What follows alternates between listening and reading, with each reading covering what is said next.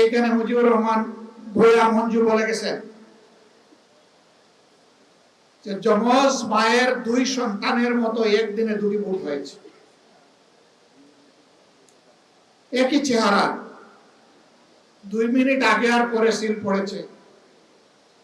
এখন এক সন্তানকে মা তার সন্তান হিসেবে ধারণ করে আরেকজনকে অগ্রাহ্য করে এমন কোন মাকে দুনিয়া খুঁজে পাওয়া যাবে?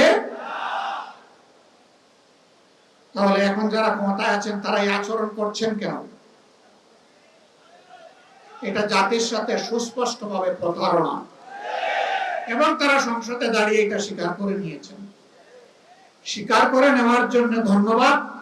মনে রাখবেন, এই স্বীকারোক্তির মাধ্যমে আপনারা প্রতারক হিসাবে জাতির সামনে নিজেদের নাম রেজিস্ট্রেশন করে নিয়েছেন।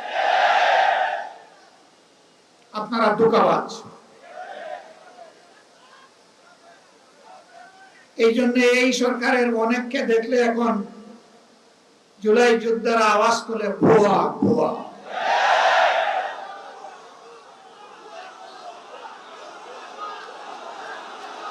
এটা জাতির জন্য লজ্জা। ফ্যাসিবাদী আমলে আপনারাও মজলুম ছিলেন।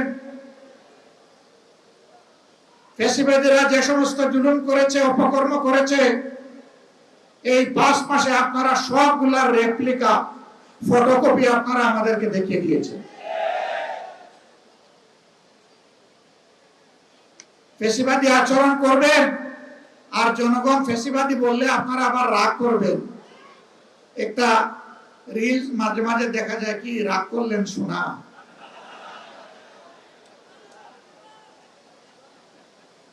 ফ্যাসিবাদী আচরণ ছেড়ে দেন, জনগণ ফুলের মালা দিয়ে আপনাদেরকে বরণ করবে, দেশ গড়ার কাজে সাহায্য করবে।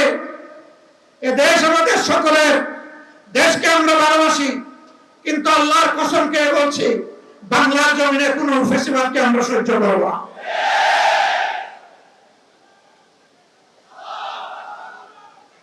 আমাদের গণভোটের গণরায় মেনে নেন। 70 ভাগ মানুষের রায়কে অপমান করবেন না, অপমান করে বাঁচার পথ খুঁজে পাবেন না। জনগণের রায়কে যারাই অপমান করেছে তাদেরকে অপমানজনক ভাবে পালাতে হয়েছে।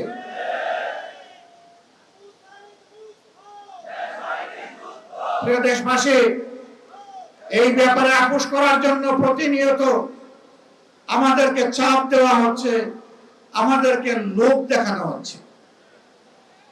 আমরা পরিষ্কারভাবে দেশবাসীকে সাক্ষী রেখে বলতে চাই, আপনাদের গণভোটের গণরায়ের পাহারাদারি আমরা করব ইনশাআল্লাহ।